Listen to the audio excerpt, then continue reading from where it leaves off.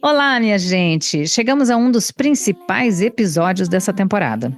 O mergulho na masculinidade começou apresentando o conceito. E depois, navegamos juntos e juntas em diferentes áreas da vida que são afetadas por essa noção equivocada do que é ser homem. Hoje a gente vai entender como a masculinidade distorcida se manifesta no exercício da paternidade e na criação de filhos homens. Homens afetados de um lado, meninos afetados de outro. Ao longo da minha vida, eu consegui enxergar um pouco como essa dinâmica funciona. Como irmã de homens, como filha de um pai que foi criado com outra mentalidade, como mulher casada com um homem há mais de 20 anos e como mãe de meninos. São diferentes prismas, mas em todos eles enxerguei a masculinidade distorcida desempenhando um papel tão decisivo quanto problemático. E não é fácil ver os nossos pais, irmãos, companheiros e filhos sofrendo do mesmo mal. É preciso estar atenta e forte. Então, vem comigo. Episódio 8. Paizão?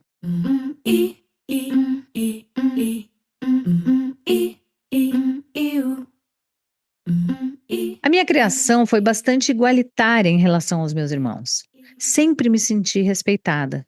Venho de uma família de matriarcas e, apesar de ser inclinada a valores conservadores, as mulheres do lado da minha mãe eram artistas que cantavam, tocavam e tinham liberdade para se expressar livremente. Minha avó materna sustentou a família toda, inclusive meu avô, dando aulas de violão em Porto Alegre. A mãe do meu pai também tinha alma livre, era concursada, trabalhava para a Receita Federal, almejava sempre mais profissionalmente. Se divorciou nos anos 40 e ainda abriu mão da pensão dada pelo meu avô. Isso fez com que meu pai me desse muita liberdade para ser como eu tanto queria. Não sofri pressão para seguir sua profissão como meus irmãos sofreram. E não havia essa conversa de ter que casar ou constituir família. A conversa lá em casa era estudar e ser autônoma. Como estudante, não fui assim tão bem, mas a autonomia eu conquistei rápido. Mas, pensando bem, em relação aos meus irmãos, meu pai exerceu um pouco a tal masculinidade tóxica. Eu lembro que tinha aquela coisa de ser valente, de não ser fresco, o que quer que isso seja. De que tal coisa era coisa de viadinho, deles serem provedores e terem de achar a mulher certa para casar, o que quer que isso seja também. Eu lembro que tinha uma coisa específica que ele fazia com meus irmãos que não fazia comigo. Quando o dente dos guris ficava mole, ele amarrava um fio dental bem comprido, prendia na porta e alguém tinha que abrir. Eles morriam de medo, tadinhos. Mas era aquela coisa da virilidade a qualquer custo. Nessa linha também tinha a questão da competitividade esportiva. Meu irmão mais velho me confessou que morria de vergonha quando meu pai ia aos campeonatos e brigava e xingava os juízes e os técnicos. Tem outra situação em que eu me lembro dessa diferença de tratamento entre mim e meus irmãos. Em dado momento da pré-adolescência, quando meus irmãos se recusavam a comer, por mais de uma vez vi meu pai os obrigando a comer, chegando a meter a cara deles no prato. Ele dizia fazer isso porque tinha vindo da pobreza e não aceitava aquilo de não querer comer. Mesmo que eu também me sentisse satisfeita antes de terminar de comer tudo, eu tenho absoluta certeza que meu pai jamais faria isso comigo. Jamais. Talvez meu pai tenha sofrido coisa parecida com meu avô. Não sei. Outra situação lembrada por meu primo é que meu pai não deixava os meninos brincarem de Falcon. Ele dizia que era coisa de menina brincar de boneca. Tipo aquela história do Fábio Porchat com os pequenos pôneis no primeiro episódio. Lembram? Mesmo assim, no fim das contas, meu pai também era um pai fora da curva. Emotivo, emocional, apaixonado pelos filhos e pela minha mãe. Muito presente na nossa criação e também carinhoso ao extremo. Era daqueles pais que conversavam olho no olho, passando a mão no nosso rosto. E quando dirigia, ele segurava a nossa mão, tanto na minha quanto a dos meus irmãos, durante todo o percurso, fosse rápido ou uma viagem longa. Então, no fim, acho que o saldo foi positivo. E até por isso me marcou muito uma situação em que ele não foi legal. Na hora, eu fiquei muito chateada, mas entendi e perdoei. Foi quando meu pai não me deixou treinar capoeira, porque, segundo ele, não queria me ver pelas ruas com homens. Ele jamais falaria isso para os meus irmãos, é claro. Pelo contrário, isso revela um machismo clássico que cultiva a ideia de que alguns lugares ou ambientes não são propícios para mulheres. Mal sabe ele por onde andei nessa vida louca. Além disso, tem um aspecto da masculinidade frágil, gerando uma espécie de insegurança e competição torta, do tipo: o que vão pensar de mim se eu deixar minha filha com outros homens? Será que os meus amigos vão tirar sarro? Será que os caras da capoeira vão ocupar um papel que deveria ser meu? E por aí vai. O fato é que a masculinidade na criação de filhos homens se manifesta numa paternidade mais rígida e mais agressiva. É quase um clichê. O Rodrigo, meu marido, sempre lembra de uma cena que presenciamos há alguns anos de um pai que era conhecido nosso com o filho dele. Conta, amor. Quando os meninos eram pequenos, a gente morava no Rio de Janeiro e a gente fazia uns churrascos lá em casa no final de semana e a gente convidava amigos. E num desses churrascos foi um conhecido e esse conhecido tinha um filho que era um pouco mais velho que os meus filhos e era uma criança. E essa criança chegou perto dele e falou uma frase para o pai e ele falou com uma voz de criança. Uma voz de criança. Não era nem uma voz fina, mas era uma voz de criança. E o pai falou: fala com voz de homem, porra. Esse cara, eu nunca mais falei com ele na minha vida, a gente nunca mais encontrou, mas essa cena é nítida na minha cabeça. Isso me persegue a vida toda, é impressionante. Isso tá muito claro na minha cabeça, como se fosse um filme. E para quê, né, uma criança escutar isso? Eu gostaria muito de ver como é que eles estão hoje, como está o pai, como está a criança, como está a família. Nossa, eu espero que esse garoto tenha conseguido se fortalecer ou que esse pai, por alguma circunstância da vida, tenha se transformado. Mas acho difícil. E vocês já perceberam um fenômeno esquisito e anacrônico que começa a acontecer à medida que os pais vão envelhecendo? Eles passam a competir com os próprios filhos homens. Não sabem lidar com a inevitável perda da virilidade em comparação ao vigor inerente à juventude. Fica aquela coisa patética de querer contar vantagem, como fazem os meninos no jardim da infância, provocando uns aos outros, falando: meu carrinho é melhor do que o seu, meu desenho é mais bonito que o seu. O que se vê nesse cabo de guerra unilateral são pais descontando suas inseguranças com frases do tipo: na sua idade eu já tinha um emprego X e ganhava Y. Mais novo que você, eu já tinha ficado com não sei quantas meninas. Masculinidade frágil escancarada e multiplicada, porque estimula a construção da masculinidade frágil nos próprios filhos, que passam a se comparar, enxergar aquelas métricas como sinônimo de ser um homem de valor. Afinal, em geral, se existe um homem de valor no nosso imaginário de criança, é o nosso pai. Em geral, né? Para falar mais sobre isso e me ajudar a refletir sobre essa masculinidade tóxica no exercício da parentalidade, chamei o querido Gregório do Vivier. Hoje em dia tem essa expressão que está muito em voga, que é a masculinidade tóxica. E eu acho que ela existe, claro, todo mundo já conheceu ela. Essa masculinidade que silencia, que oprime, que violenta, todo mundo já viu ela em seus pais, avós, tios, irmãos, filhos, né? E ela violenta os homens e as mulheres também, ambos igualmente. Mas será que existe uma masculinidade não tóxica ou masculinidade tóxica é um pleonasmo? É uma dúvida, é o que eu me pergunto mesmo. Se um homem, para deixar de ser tóxico, ele precisa deixar de ser masculino, ele precisa se desmasculinizar. Mas eu acho que não, obviamente. Eu acredito que não, porque eu sou masculino, eu não posso escolher ser outra coisa. É o que está comigo desde o começo, a masculinidade, não é? É o que eu sou homem, sou cis e não quero ser tóxico, então o que eu faço? Eu acho que eu tive um bom exemplo em casa. Meu pai era um cara muito masculino, ainda é, e nada tóxico, porque muito generoso. Eu acho que é isso que redime a masculinidade, é o cuidado. Eu acho que a masculinidade ela é tóxica quando ela é destrutiva, quando ela é narcísica. Mas ela pode também ser o cuidado da parentalidade. Um pai cuidador, um pai presente, um pai amoroso, Ele está exercendo a masculinidade dele de uma forma nada tóxica, muito pelo contrário.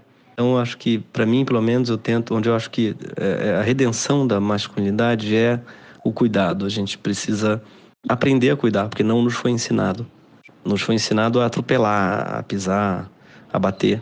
Então, acho que a gente precisa aprender a cuidar. Eu concordo, Gregório, mas como fazer isso, hein? Como romper com essa ideia? Como trazer os homens para essa função do cuidado? Para me ajudar a encontrar respostas, eu conversei com a educadora parental Lua Barros. Eita, que essa é a pergunta de US$ 1 milhão, né? Porque se a gente resolver esse dilema, a gente resolve os conflitos todos do mundo. Eu gosto de pensar, Fernanda, que esse lugar da mulher como cuidadora, ele não é uma invenção feminina, é uma invenção do modelo capitalista que a gente vive. Não foram as mulheres, nem tem algo a ver com a biologia ou a anatomia do corpo feminino que nos coloca nesse lugar de cuidado e não coloca os homens. E é importante a gente falar sobre isso, porque é natural que diante de um sistema que opera tão perfeitamente quanto o sistema capitalista, a gente acredite que a mãe cuida melhor, que tem coisa que só a mãe pode fazer. Então, entender essa questão como algo maior, sistêmico, pode tirar a gente de uma discussão que muitas vezes a gente cai nela. E aí, entendendo que cuidado não é algo que as mulheres fazem mais porque elas fazem melhor, a gente pode ampliar a conversa e chamar de forma radical os homens do nosso entorno para esse lugar junto com a gente. Dentro de casa, nas relações heterossexuais, essas conversas são conversas que podem ser duras, porque elas vão propor uma mudança, né? E nenhuma mudança é fácil. E se a gente está falando de famílias com filhos, esse cuidado ele precisa começar a ser entendido antes, né? Na gestação. Ou melhor, gente, no sexo. Você está interessado se sua parceira gozou ou não? Isso já é um cuidado. Eu estava vendo uma palestra sobre paternidade no SUS e os dados mostravam que os homens, mesmo quando estão ali acompanhando as parceiras no pré-natal, eles não conseguem entender muito bem o que eles têm que fazer. Ou seja, eles não estão e nem são implicados no processo. Sabe assim, grupo de WhatsApp da escola, quem é que está lá? Como é que a escola cobra a participação desses pais? Porque não pode ser uma responsabilidade só da mãe, né? Só da mulher trazer esse cara para dentro desse cuidado. No trabalho a mesma coisa, sabe aquele bolinho do aniversariante do mês ali da repartição? As mulheres podem decidir que não serão elas quem irão organizar essas festinhas. Ah, Lua, mas então não vai ter bolo. Então, gente, que pena, vamos ficar sem esse bolo. Eu não acho que é simples, tá, Fernanda? Porque essa é uma conversa que ela não passa simplesmente pelo indivíduo. Ela precisa de um olhar coletivo para ela realmente trazer propostas e proposições que mudem as coisas. Sim, é impossível que as coisas se resolvam na individualidade. As mudanças sempre passam pelo coletivo. Por isso é tão complexo, não é? No meu papo com o psicólogo Leonardo Piamonte, ele trouxe uma perspectiva muito interessante sobre a noção de cuidado. Perspectiva que aponta para uma mudança no horizonte. O homem nunca cuidou de nada.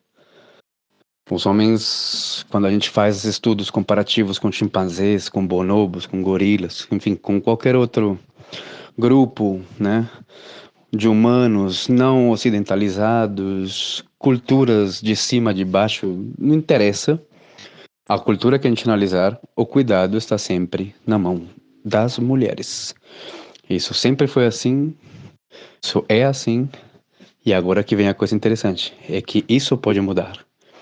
A gente está perante a possibilidade tímida, pequena, porém absurdamente interessante, de que pela primeira vez na história dos mamíferos, 220 milhões de anos, né, um mamífero complexo como somos nós, o ser humano, envolva o macho no cuidado da prole e do lar. A revolução disso é uma coisa absurda. Isto é uma camada totalmente cultural. Nós não temos a biologia... não tem nada na biologia que nos impeça, digamos, de cuidar. Não tem absolutamente nada num homem adulto que impeça ele de cuidar direito de uma criança, ou de um lar, ou de uma responsabilidade. Mas o histórico nunca foi esse. O homem nunca cuidou de nada, a não ser dos seus próprios assuntos. A gente está rascunhando, assim, arranhando as portas da maior revolução humana que já pode existir e pode, enfim, até salvar o planeta, sabe? Que é a revolução do cuidado masculino. O dia que o homem, cada um deles, entender que o cuidado lhe pertence também, que o cuidado é uma área de satisfação, de desenvolvimento pessoal, que o cuidado é, assim, uma realização. Eu acho que esse dia, a gente começa a salvar o planeta. A gente começa a salvar as relações. A gente começa a finalmente construir uma ponte entre os dois gêneros maciços que a gente tem. Olha, tomara que você esteja certo, Leonardo, que a gente tenha a chance de viver essa revolução. E para falar dessa revolução, que é também a paternidade, eu convoquei alguns amigos que são pais. Quem começa é o ator Júlio Andrade. Com relação ao meu menino, né, o meu filho homem, Joaquim, eu acho que ele mais me ensina sobre isso do que eu ensino a ele. Ele é extremamente elegante, gentil. Ele é um menino que na escola tem muitas amigas, até mais amigas do que amigos. Eu já perguntei para as meninas por que elas gostam tanto dele e elas me falaram que é porque ele é um cara legal, que é um cara que aceita as brincadeiras das meninas. E isso me enche de orgulho, assim, porque meu filho é um menino que todos os colegas procuram, todos os colegas querem estar junto dele, porque ele é de uma natureza muito equilibrada, assim, que tem o masculino e o feminino muito equilibrado dentro dele. E eu não tenho medo de nada. A gente aqui em casa, a gente chora, a gente ri, a gente conversa. Tem muito diálogo na minha casa. Então, assim, qualquer coisa que desafinou, a gente vai lá e afina, na hora. Ah, que lindo, Julinho. Sorte do Joaquim e sua também. O empresário Facundo Guerra me contou como a paternidade aflorou a sua sensibilidade. Eu choro muito do lado da minha filha, porque às vezes a gente passa por uns momentos assim que eu quero muito. Eu acabei de voltar de uma viagem pro Japão e pra Coreia com ela. E às vezes eu tenho a plena certeza que eu tô vivendo um momento que vai marcar a minha memória. Só de falar assim eu já tô com a voz embargada. E aí eu fecho o olho assim e eu falo, puta, um momento de infinito, sabe? Que pra mim a felicidade são essas pequenas, e o Divertidamente, não é à toa que é um puta de um filme assim, se cristalizam numa memória que vai pra algum lugar de dentro de você e você fala assim, isso aqui eu vou levar pro até minha última respiração. E aí eu tenho essas memórias assim de momentos de infinito que eu tô do lado da Pina, quando ela fala alguma coisa, ou quando ela me dá um beijo, eu sinto o amor dela, e eu fecho os olhos e eu falo um momento de infinito pra eu ter certeza e saborear aquele momentinho, sabe, que eu tô do lado dela. E aí eu choro, coisa que eu nunca fazia antes. Eu choro com muita frequência, assim. Mas é um choro que não é um choro de dor, é um choro de alegria, sabe? E isso é delicioso, assim. Permitir que a minha sensibilidade aflore também pelo choro. Obrigado pelo convite, viu? Vai marcar minha vida mesmo. Um dia eu vou mostrar esse podcast pra minha filha. Nossa, que lindo, Facundo. Que a Pina continue a te inspirar. Essa coisa do choro me lembrou uma questão do Rodrigo. Conta, amor. Eu sempre chorei. Eu sempre fui muito emotivo, mas o primeiro momento do meu choro, a primeira ação é trancar o choro. Então ele sai meio que... Você conhece meus choros, meus filhos até, o Johnny e o Chico, eles até me sacaneiam falando que eu tô mentindo, que eu não tô chorando, mas é a forma que eu choro. Hoje, os guris tiram sarro do choro do Rodrigo, mas antes não era assim. Eles se incomodavam. E a gente até fazia terapia em família, porque eu achei que era importante pra gente dividir as nossas questões e tal.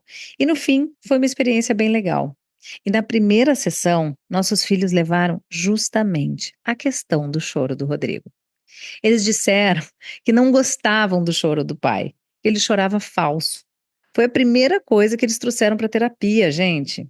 E a gente precisou explicar que não era isso, que ele chorava desse jeito porque foi ensinado a reprimir esse choro, a conter essa emoção. Mas me chamou muito a atenção o incômodo dos dois, o que já mostra que eles encaram a forma de mostrar os sentimentos de uma maneira diferente, não é? O que incomodava não era ver o pai chorar, mas achar que a expressão daquele sentimento não era verdadeira. E olha que o Rodrigo chora, viu? Esse se emociona com propaganda, com filme, com jornal, chora com declarações de amor. Fora o exemplo que ele dá por cozinhar, costurar, cuidar da casa, das crianças. Meus filhos também são de abraçar, de beijar, de fazer carinho na gente o tempo todo. E isso é lindo. Sempre foram extremamente carinhosos com os avós, são atenciosos com crianças e sempre brincaram com meninas. Até quase 10 anos brincavam de casinha, de cabana, faziam comidinha e nunca tiveram vergonha disso. Acho que o negócio começa a ficar mais desafiador na adolescência. E por isso, eu estou sempre atenta aos sinais. Como eu já disse antes, não deixo passar nenhuma situação em que eu sinto que eles estão sendo machistas, bobos ou injustos. Eles já reconhecem pelo meu olhar que passaram do ponto, ou que falaram algo que não deviam. Ao mesmo tempo, acho que se buscam o meu olhar para ver se aprovei ou reprovei alguma coisa, já é um sinal de que sabem detectar falas possivelmente injustas, tóxicas e machistas. Muitas vezes eles me dizem que não sabem exatamente se estão dizendo algo que está fora do tom. Eu já expliquei que se pintou a dúvida, é um alerta para não falar. Outras vezes eles me dizem que não sabem como devem se referir a alguém. Por exemplo, uma pessoa trans. Minha sugestão é perguntar com educação como a pessoa quer ser chamada e que isso não tem mal nenhum. Algumas coisas ainda os assustam e suscitam dúvidas que eles vêm perguntar para mim e eu tento orientar. Sugiro que eles leiam sobre o assunto ou assistam a um filme, um documentário. Às vezes, eles assistem alguma coisa e vêm me contar, debater. É muito legal, mas é uma super responsa também. Por isso, eu perguntei para outros pais e mães como eles lidam com essa questão. Como criar meninos fora dos estereótipos de gênero e livres para serem o que são. Você sabe que eu tenho uma teoria de que todo mundo nasce feminista, que o machismo que é ensinado, né? Ao contrário do que algumas pessoas argumentam. Quem fala comigo agora é a Nana Queiroz, autora do livro Os Meninos São a Cura do Machismo. Eu acho que a primeira coisa é a gente não ensinar eles a serem machistas. E isso parece uma loucura, mas são ações muito simples. Por exemplo, por que a gente usa ainda frases como não precisa chorar para os meninos, né? Eu não sei, você, Fernanda, tem uma vantagem que eu não tenho, que é ter filhos e filha, né? Então, você não repara que às vezes as pessoas vão falar com uma criança pequena, com uma menina, ai, gracinha, e com o menino, e aí, mano, como é que tá? Claro. E com eles é sempre um endurecimento desnecessário, né? No mesmo nível de maturidade. Os meninos nascem doces, os meninos nascem, né, querendo brincar de boneca, querendo cuidar. Toda criança adora uma vassoura. Toda criança gosta de brincar de panelinha, né? Claro. Se a gente não inibir esses comportamentos, né? Eu acho que, assim, criar meninos feministas não é sobre proibições, não é sobre dizer que os meninos não vão brincar de bola, né?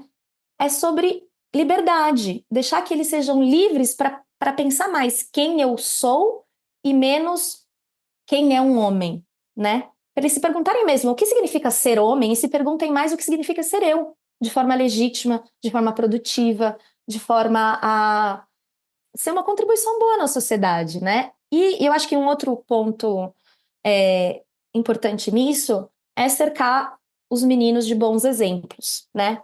Sim, é muito importante. O cuidado é uma coisa muito presente aqui em casa, e isso se reflete no modo de agir dos meus filhos, eu acho. Tanto que quando a minha filha Maria nasceu, os meninos imediatamente já criaram um jeito tão fofo de lidar com ela. Quando a Maria não quer dormir, vai lá deitar com os irmãos. Eles botam música, leem história, ajudam a se vestir. Óbvio que às vezes eu tenho que dar uma forçada de nota, mas basta eu pedir que eles sabem fazer e fazem com carinho e com responsabilidade. É tão bonito de ver. Perguntei para o ator Tiago Lacerda como funciona na família dele a criação de filhos mais conscientes de seu lugar no mundo e, ao mesmo tempo, livres para sentir e se expressar.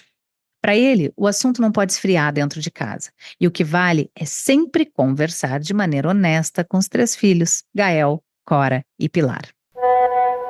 Bom, eu não sei se eu tenho uma fórmula, se eu tenho um ensinamento, eu não sei exatamente, mas eu fico imaginando que um bom começo é a gente admitir as nossas fragilidades, as nossas contradições. Eu acho que reconhecer essa chaga, ela é importante no processo de transformação, né? Então, talvez apresentar para eles esse tema como sendo algo natural, algo que faz parte do dia a dia de todos nós, né? Não é uma coisa só de um ou de outro, e, enfim. E eu acho que esse tema, dessa maneira, fica sempre na pauta, né? Na família, na mesa, a gente está sempre falando, ora demandado por nós, ora demandado por eles. Aproveitar as ocasiões da vida onde essas situações de preconceito, onde o patriarcado e o machismo operam, e dar nomes, né? Mostrar, olha, isso tem nome, né?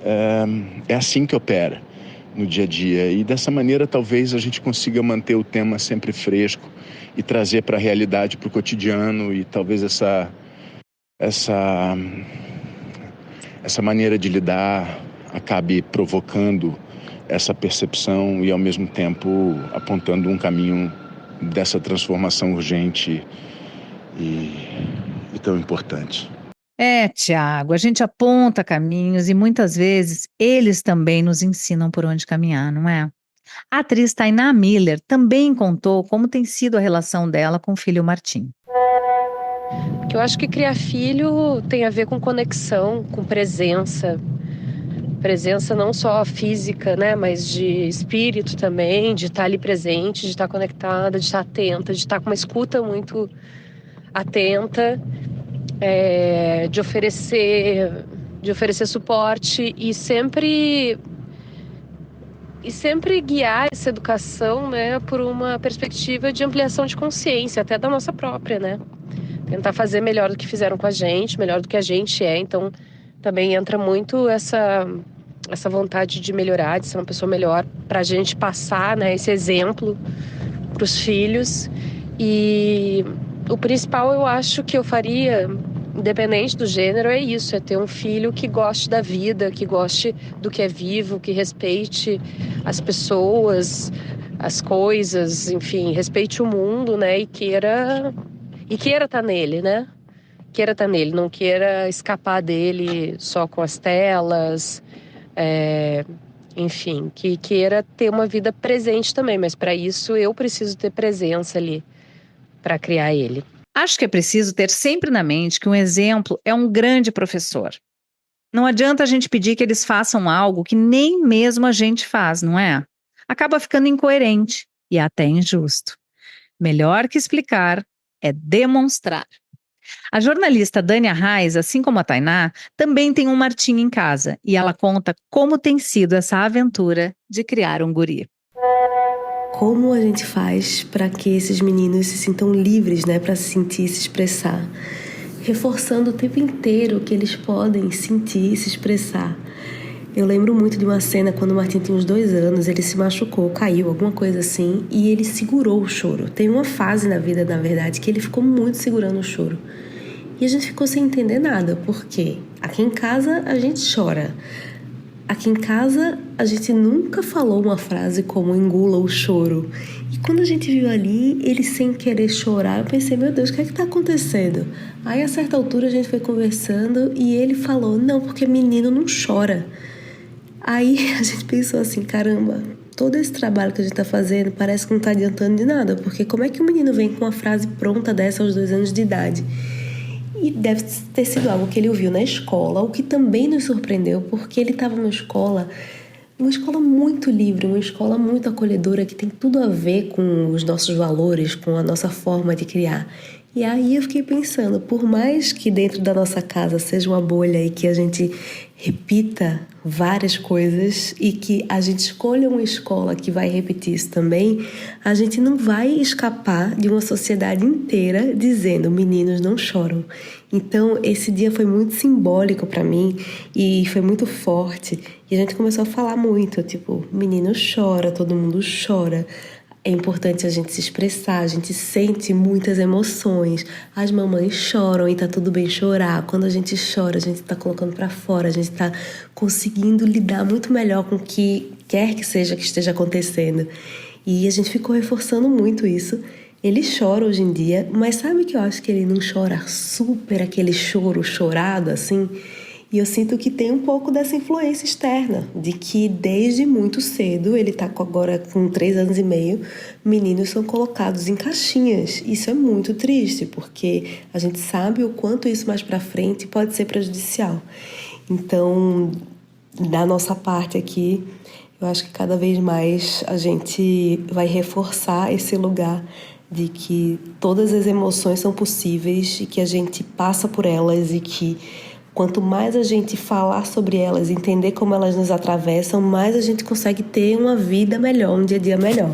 A gente segue fazendo a nossa parte, Dani. As conversas com eles são inesgotáveis, porque filho a gente cria para o mundo. E o mundo, bem, o mundo muitas vezes não é um lugar legal, né? Tamo junto, Dani. O querido Dan Ferreira, ator e cantor maravilhoso, é pai do pequeno Mali, de 1 ano. Eu acho que uma coisa que eu vou tentar fazer diferente, apesar de meu filho ser um bebê e eu querer protegê-lo, mas ao mesmo tempo estimulá-lo a conhecer, desbravar, descobrir as coisas, é que eu e os meus irmãos, 3 meninos pretos, fomos criados com muitos limites e como projetos que não poderiam dar errado, crianças que tinham que ser adultos bem-sucedidos, e num país como o Brasil. Então houve, com todo amor e dentro das limitações dos meus pais, assim, muito limite mesmo, muito medo de que, enfim, sofrêssemos algum tipo de violência. E aí eu quero muito criar um Mali respeitando a humanidade dele. Eu lembro para usar como exemplo, assim, minha mãe falava muito pra gente não correr. Eu e os meus irmãos, não corram, porque um menino preto correndo pode ser perigoso pra você. E eu adorava correr quando era criança. E sair com os meus pais e não poder correr no mercado, no shopping, era muito difícil para mim, por todas as questões raciais que atravessam o nosso país. E eu quero muito criar um Mali com liberdade nesse sentido, sabe? Respeitando a humanidade, a totalidade dele. Que seu desejo seja atendido, Dan, e que a gente assista ao Mali correndo pela vida como qualquer menino. A atriz Isabel Gueron é minha amiga e mãe de 2 guris, o Joaquim e o Francisco. Eu me identifiquei com tudo que ela traz nesse relato. Diga lá, Bel. A sociedade é uma só. E a gente enquanto mulher, a gente está querendo mudar os espaços.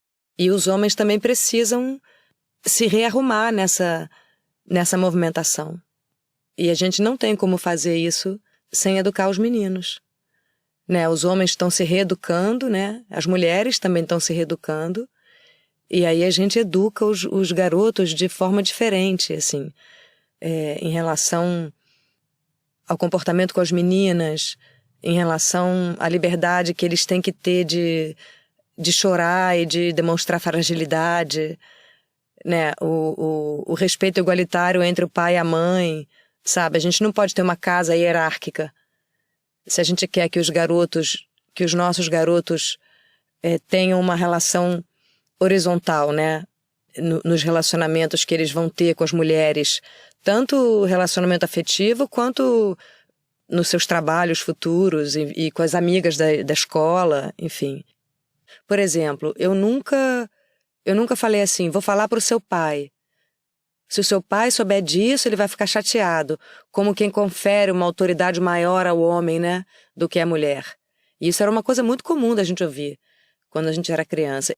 Então, desde coisas muito básicas, como ensinar eles a darem conta da própria sujeira, da própria sobrevivência, né? A gente não pode ser feminista e achar normal ter um filho de 14 anos que não sabe fritar um ovo, não sabe fazer um macarrão, não sabe arrumar o próprio quarto. Porque aí eu fico pensando, né? O feminismo, ele é para quem? Para quais mulheres? Porque se não sou eu, mas é uma funcionária que arruma a bagunça dele, eu estou ensinando o quê? Né? A gente está ensinando o quê? Até conversas mais profundas, né, mesmo, sobre o tema. Os meus filhos estão grandes, o meu mais velho está com 21, já é um jovem adulto. Então, a gente já conversa sobre liberdade feminina, sobre ciúme, sobre os acordos dentro das relações, né? E o espaço do outro, respeitar a individualidade do outro. Enfim, já entra num lugar de conversa mais profundo mesmo. E é tão legal porque eles trazem muita novidade, né? Trazem muita novidade sobre os comportamentos e sobre como as coisas, como as relações estão se dando, né, na geração deles. E, enfim, é muito legal. É muito legal mesmo, Bel. É aquela música Loudeando do Marcelo D2 que ele contou no primeiro episódio. E o Ale Coimbra até relembrou. Eu me desenvolvo e evoluo com meu filho. Eu me desenvolvo e evoluo com meu pai. Meus filhos me surpreendem todos os dias. Eu quero criar esses caras para esse novo mundo que a gente deseja. Mas não é exatamente fácil, né? Eita, os desafios são imensos na criação de meninos, Fernanda. Eu tive que pedir novamente a ajuda da Lua Barros, educadora parental e mãe de 4, João, Joaquim, Tereza e Irene. Por que é tão difícil, menina? Primeiro, porque eu não acho que a família cria o filho sozinha. Tem essa família, o formato que for. Então, eu sou contra aquela camiseta que diz, com mãe feminista, meu filho não cresce machista, sabe? Porque o mundo tá junto, tá criando ali com a gente. Quer eu queira, quer eu não queira. E nesse mundo tem de tudo.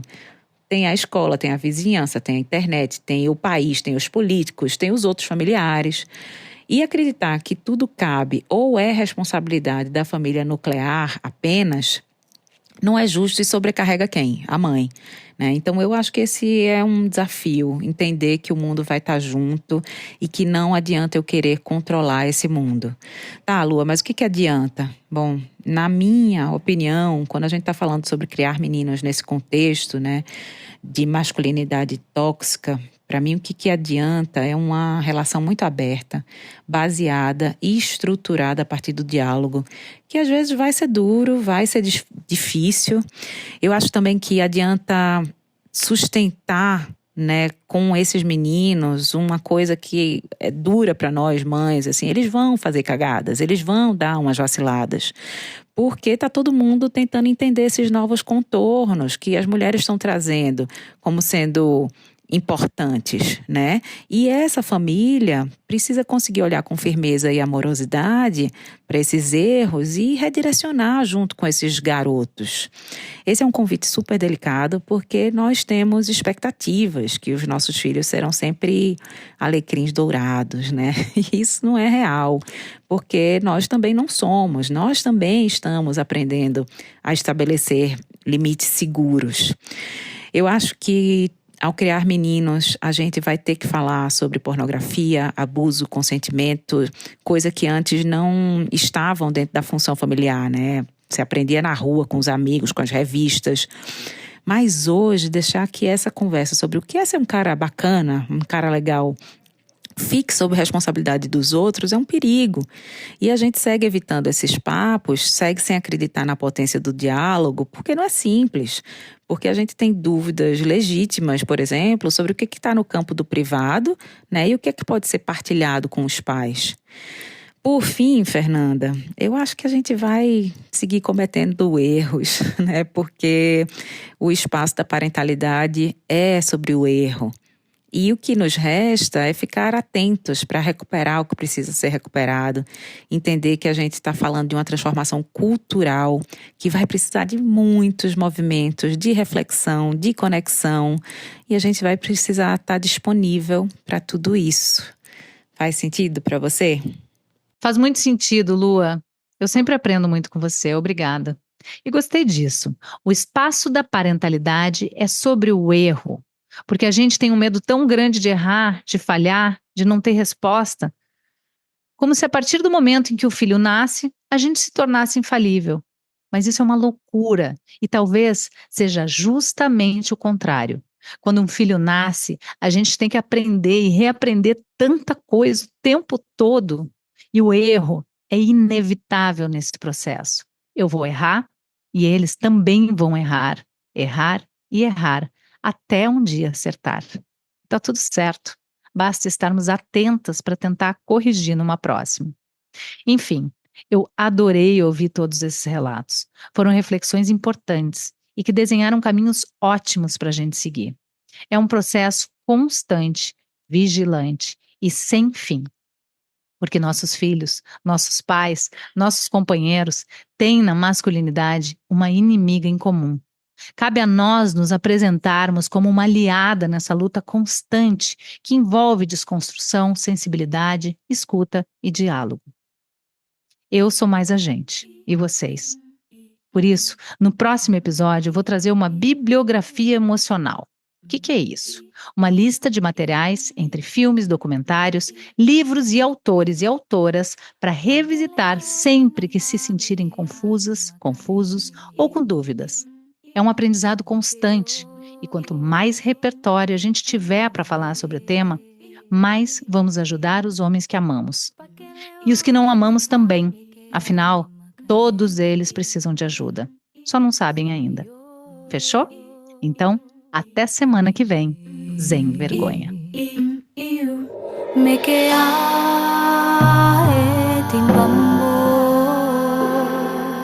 O Zen Vergonha é um podcast dividido em curtas temporadas. E em cada uma delas, a gente vai tratar de um tema contemporâneo diferente.